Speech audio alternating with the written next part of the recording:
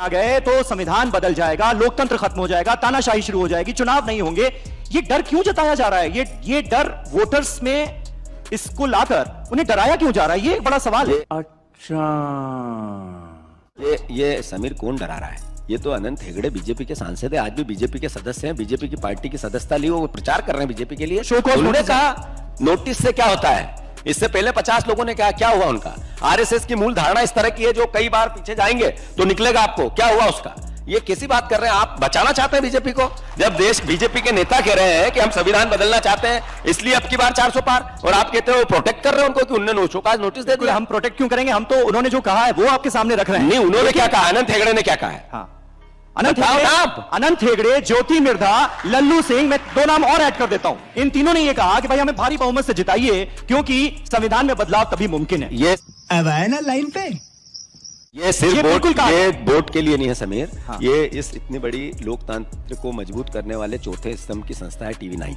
उस पे मैं आपसे आग्रह कर रहा हूं कि आप मुझसे जो सवाल कर रहे हैं ना, जो लिख रहे हैं, जो बोल रहे हैं, एक दिन इस पे भी पहरे लगेंगे, बंदिशें होगी। तुम भी सरकारी मीडिया है, चाइना में सरकारी मीडिया हो जाएगी, इसलिए आप लोग भी बायस होना बंद करो। लेकिन जब आप संविधान में बदलाव की बात करते हैं कि भाई बीजेपी तीसरी बार आई, तो फिर वो पलटकर इमरजेंसी का दौर याद कराते हैं ना आपको, कि भाई उस दौरान तो लोगों के मौलिक अधिकार छीन लिए गए।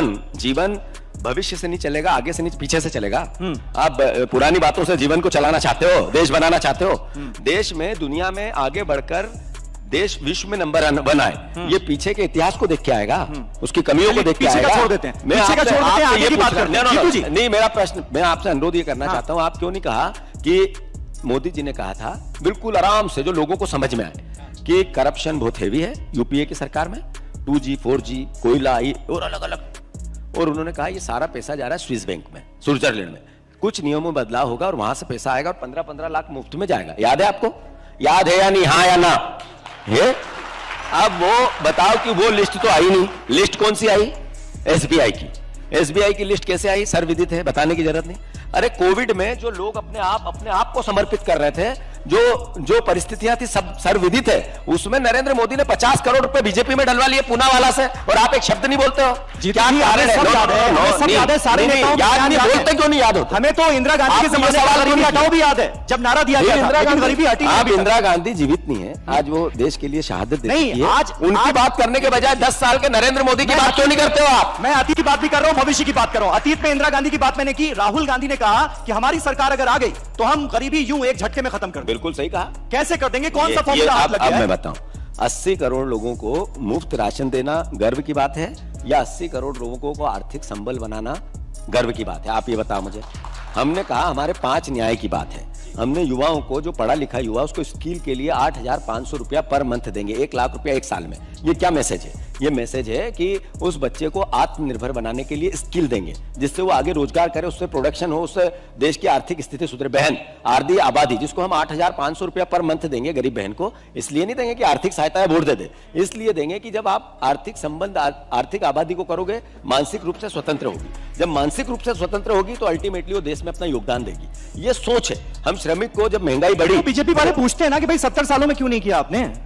अच्छा, बीजेपी वाले ये क्यों पूछते हैं? और दूसरी चीज वो ये कह रहे हैं कि गरीबों के, करोड़ों गरीबों को गरीबी रेखा से उन्होंने ऊपर उठाया है, अत्यधिक गरीब बहुत कम हो गए हैं। कौन बोलता है? बीजेपी। पिछले 10 सालों में। फिर ये 80 करोड़ राशन किसको दे रहे हैं? पाकिस्तान वालों को। पाकिस्तान में जा रहा है ये।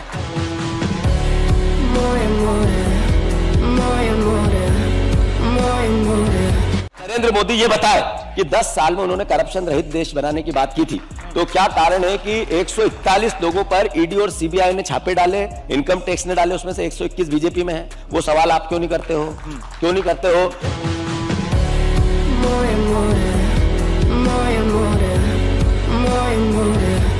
ना फिर इलेक्टोरल बॉन्ड के मुद्दे पर जितना गलत बीजेपी ने किया, उतना ही गलत डीएमके और टीएमसी जैसी पार्टी। तो शासन में कौन है?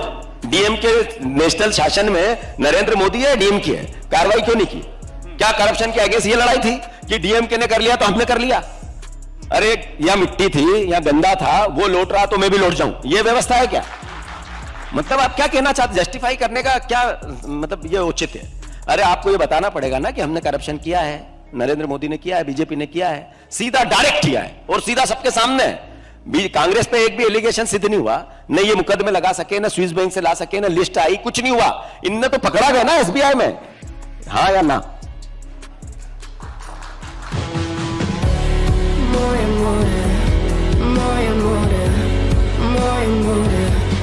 समीर, बोलना पड़ेगा आप लोगों को, आप लोग चुप रहते हैं ऐसे में, यही देश के लिए खतरा है। बिल्कुल चुप नहीं रहते, हम तो हर तरह के सवाल पूछ रहे हैं, पक्ष से भी और विपक्ष से भी।